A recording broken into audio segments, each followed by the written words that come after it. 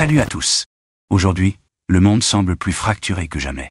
Dans ce tour d'horizon, nous explorons les tensions internationales et les crises régionales qui redéfinissent l'avenir de notre planète. De la Corée du Sud à l'Ukraine, en passant par la Syrie et le conflit israélo-palestinien, chaque région est au cœur de luttes de pouvoir et de bouleversements majeurs. La Corée du Sud traverse une crise politique sans précédent.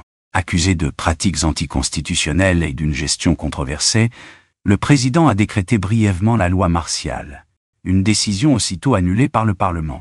Ce dernier a également lancé une procédure de destitution, aggravant les tensions déjà exacerbées par des mouvements sociaux massifs depuis septembre. Aujourd'hui, la stabilité de ce pilier stratégique en Asie de l'Est est en jeu, et le monde observe avec inquiétude. La tension monte entre Pékin et Berlin. Lors d'une visite en Chine, Annalena Baerbock, ministre allemande des Affaires étrangères, a critiqué le soutien présumé de Pékin à Moscou dans la guerre en Ukraine. La réponse ne s'est pas fait attendre. Qualifiant ses propos de sermon condescendant, le ministre chinois Wang Yi a balayé ces accusations, tandis que Xi Jinping annulait une rencontre officielle. Cet épisode illustre une fracture croissante entre l'Occident et une Chine qui redéfinit les règles du jeu géopolitique mondial. De nouvelles révélations mettent en lumière l'implication directe de la CIA dans des coups d'État récents au Pakistan et au Bangladesh. Au Pakistan, un pays clé doté de l'arme nucléaire, l'ingérence américaine a déclenché émeutes massives et répression. Chaque crise politique affaiblit un peu plus ce pays stratégique. Au Bangladesh, les tentatives de déstabilisation ont exacerbé les tensions sociales et politiques, laissant entrevoir une région de plus en plus volatile. Ces interventions, bien qu'orchestrées pour contrer l'influence croissante de la Chine, pourraient à terme renforcer des alliances stratégiques adverses et intensifier l'instabilité. La Géorgie, de son côté, est au bord de l'explosion, traversant une crise pré-insurrectionnelle. Des accusations d'ingérence étrangère, notamment par des ONG occidentales, rappellent les événements de Maïdan en Ukraine. Bien que les institutions géorgiennes aient validé les élections législatives, apaisant brièvement les tensions, le climat reste explosif. Moscou y voit une tentative occidentale de provoquer une nouvelle révolution de couleur, renforçant une bataille d'influence stratégique dans la région. En Roumanie, les récentes élections présidentielles placent Călin Georgescu, un candidat pacifiste et favorable à un rapprochement avec la Russie, en tête après le premier tour. Ce choix, validé par la Cour constitutionnelle, pourrait bouleverser les équilibres géopolitiques européens. À l'approche du second tour, l'Europe suit avec attention cette élection clé, qui pourrait redéfinir l'orientation politique du pays et avoir des répercussions majeures sur l'Union européenne.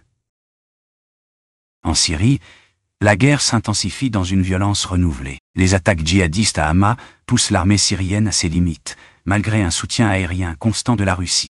Les lignes de front bougent dangereusement, et d'autres zones stratégiques deviennent des cibles potentielles.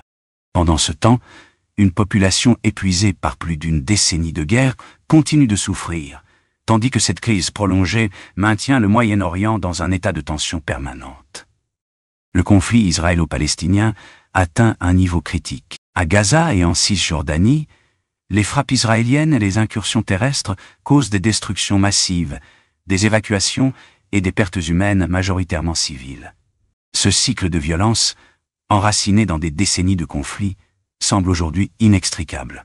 Avec des négociations au point mort, les conséquences humanitaires s'aggravent et l'avenir de la région reste plongé dans l'incertitude.